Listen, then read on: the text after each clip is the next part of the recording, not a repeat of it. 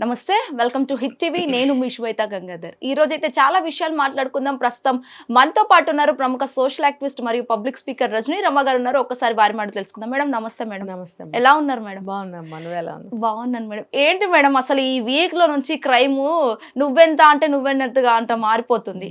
Recent గా చూసుకున్నట్లయితే అంటే నిన్నే ఒక అబ్బాయి ప్రేమించడం, అమ్మాయి మరదలంట, సొంత మరదలు, ఎయిడ్స్ ఇంజెక్షన్ ఇచ్చి మరి ఇలా చేయడం, ఆ అమ్మాయి ఏం చేయలేక సూసైడ్ చేసుకోవడం. ఏంటి మేడం అసలు ఈ క్రైమ్ ఏంటి? ఇంత భయంకరంగా ఘటనలో ఈ సమాజంలో మనం బ్రతుకుతున్నాం. స్వార్థం బాగా పెరిగిపోయిందమ్మా. స్వేచ్ఛ విపరీతంగా విశృంఖలంగా ఉంది. స్వేచ్ఛ అంటే స్వేచ్ఛకి కూడా కొన్ని లిమిట్స్ ఉంటాయి. ఈ పని ఇంతవరకు చేయొచ్చు, మార్జిన్స్ లిమిట్స్ అనేవి ఉంటాయి దేనికైనా. ఇది స్వేచ్ఛ అనే దానికి ఇప్పుడు వీళ్ళు తీసుకుంటున్న స్వేచ్ఛకి అన్లిమిటెడ్ అన్నమాట. అసలు ఎవరు అడ్డు పెట్టేవాళ్ళు లేరు, వీళ్ళు కంట్రోల్ చేసుకునేది అంతకన్నా లేదు. ఎట్లా అంటే ఎండ్ వీళ్ళు ఎండ్ అయ్యే వరకు, అవతల వాళ్ళు ఎండ్ అయ్యే వరకు వీళ్ళకి వెళ్తుందన్నమాట పీక్స్కి. అంతంత అది పగ, కోపం, రివెంజ్, ప్రతీకారం, ఈ మూడు అనమాట. కోపమైనా రావాలి, పగ ప్రతీకారాలని ఉండాలి, లేకపోతే అదే ప్రతీకారం, ఈ మూడిట్లో ఏదో ఒకటి ఉండాలన్నమాట. ఉండి అవి తీరాలి, వాళ్ళకి తీరకపోతే కుదరదు. అలాంటప్పుడు వీడు ఇంత పని చేశాడు, మరదలని చెప్పి పాపం ఏదోలే పిల్లని ఇద్దామని వాళ్ళు అనుకున్నప్పుడు నీకు ఇట్లా హెచ్ఐవి ఉన్నప్పుడు ఎవరన్నా పిల్లనిస్తారా? అది నీ తప్పు కాదు, వచ్చింది మీ పేరెంట్స్కి ఉంది కాబట్టి, మీరు అందరు కలిసి ఉంటున్నారు కాబట్టి ఏదో ఒక విధంగా వస్తుంది.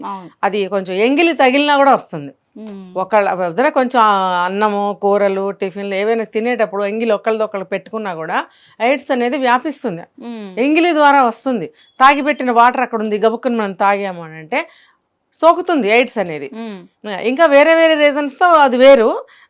తల్లిదండ్రులకి ఎట్లా నుంచి పిల్లలకి ఎలా సోకుతుంది అంటే ఎంగిళ్ళు, ఇట్లా ఎంగిలి ద్వారా ఎక్కువగా సోకే ఛాన్స్ తల్లిదండ్రులకి పిల్లలకి మధ్యలో ఉంటుంది. ఇంకా ఏ విధంగా ఉంటుంది వాళ్ళకి? పెళ్ళైన భార్యాభర్తలు అంటే వాళ్ళకి సెక్సువల్గా వాళ్ళకి వస్తుంది. అట్లా ఇక్కడ అలా లేదు కాబట్టి తినే పదార్థాల ద్వారానో ఎట్లానో ఇంతకాలం నుంచి కలిసి ఉంటున్నారు కాబట్టి వచ్చేసింది. వచ్చినప్పుడు వీళ్ళు కూడా అతనికి పెళ్లి చేయాలని అనుకోకూడదు, అవతల వాళ్ళు కూడా మా అమ్మాయిని ఇద్దామని అనుకోకూడదు. ఇది ఎంగేజ్మెంట్ వరకు వచ్చింది.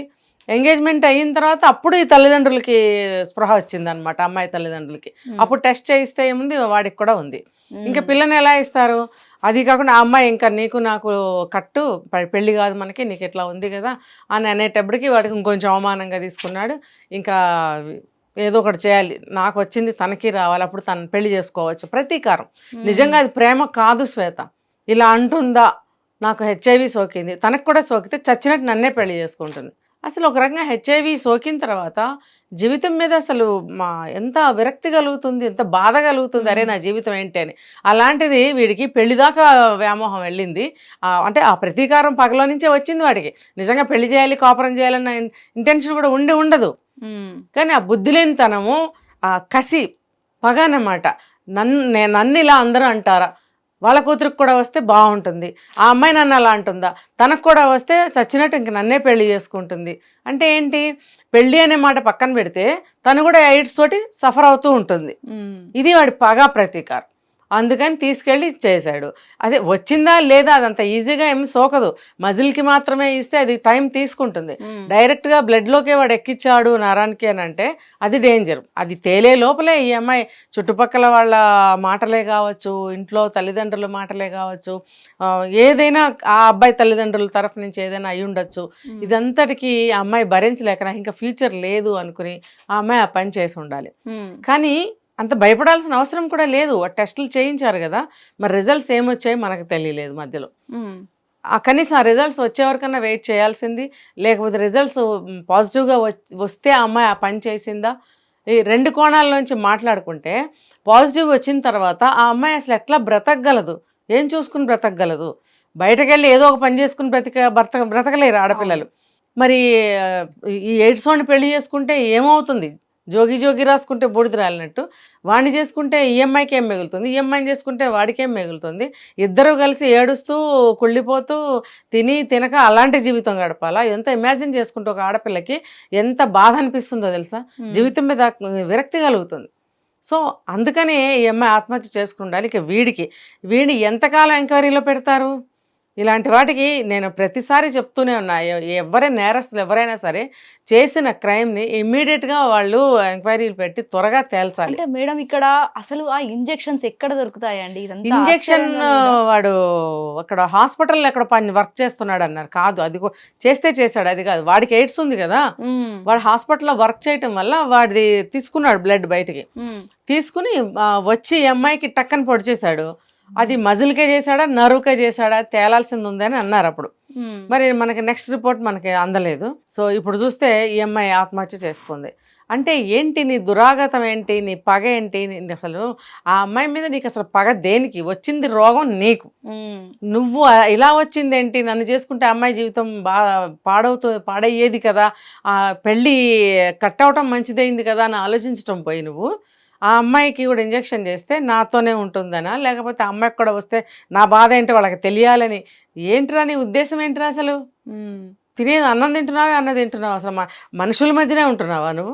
తల్లిదండ్రుల దగ్గర ఉంటున్నావు, ముగ్గురికి ఎయిడ్సే, ఆ బాధ ఏంటో మీకు తెలియదు? తల్లి పోయే తండ్రి పోయే, అప్పుడైనా వాడికి ఆ బాధ తెలియాలిగా. రేపొద్దున ఆ అమ్మాయి కూడా చనిపోతుంది, పిల్లలు పుట్టారనుకో వాళ్ళకే వస్తుంది అది. అలాంటి పిల్లల్ని కనవచ్చా? 25 సంవత్సరాలు 30 సంవత్సరాలు ఉన్నవాడికి ఆ మాత్రం జ్ఞానం ఉండదా? ఇలాంటి వాళ్ళని తీసుకెళ్ళి హాస్పిటల్లో అడ్మిట్ చేసి వాళ్ళని బయటకు రానియకుండా ట్రీట్మెంట్లో పడేయాలి, కానీ ఇంట్లో పెట్టుకోవడం ఏంటి? అసలు వాళ్ళ ముగ్గురు కలిసి బ్రతుకుతున్నారు, మరి అది చాలా రాంగ్. అది ట్రీట్మెంట్ తీసుకోవట్లేదు అంటే తీసుకునే కెపాసిటీ కూడా ఉండదు ఒక్కొక్కరికి, అంత మనీ కూడా ఉండకపోవచ్చు, మెడిసిన్స్ తీసుకునేంత ఇది ఉండదు. కొంతమంది ఏమో ఉన్నా సరే అశ్రద్ధ చేయొచ్చు, రకరకాల భావాలకు పోతారు. ఏమైనా సరే వీడి జీవితం ఎటు పాడైంది, తల్లిదండ్రుల నుంచి సంక్రమించింది. వీడి వల్ల ఆ అమ్మాయి జీవితం మొత్తం పోయింది. తల్లిదండ్రులు ఇప్పుడు జీవితకాలం అంత బాధపడతారు ఆ పిల్లని చూసుకుని. చనిపోయిన ఆ పిల్ల ఫోటో చూసుకుంటూ బాధపడాల్సిందే కదా. ఉత్త పుణ్యానికి ఆ అమ్మాయి ఏ కారణం లేకుండా ఇటువైపు నుంచి ఏ తప్పు పాపం చేయకుండానే బలైపోయింది కదా. వీడు చేసిన దుర్మార్గానికి ఇంతంత దుర్మార్గాలకి ఒడిగడుతున్నారు. ఇది ఒక రకంగా హత్య చేసినట్టే. వీడి మీద ఆ కేసు కూడా పెట్టాలి. ఇప్పుడు ఒకటి ఇంజెక్షన్ ఇచ్చినందుకు, అది కూడా ఒక రకంగా ఫ్యూచర్లో అమ్మాయి చనిపోతుందనే చేశాడు, అది కూడా హత్యా ప్రయత్నమే. ఇప్పుడు రెండోది నిజంగానే చనిపోయింది కాబట్టి ఇది ఒక రెండో కేసు. వీడి మీద ఈ 2 కేసులు పెట్టి వాడికి అసలు ఇంకేంటి, ఎప్పుడప్పుడు చచ్చిపోతాడు వాడు. ఏ శిక్ష వేసినా ఒకటే, వాడికి ఇప్పుడు ఆత్మానందం సంతృప్తి. అలాంటి వాడికి ఏం శిక్ష వేయాలి?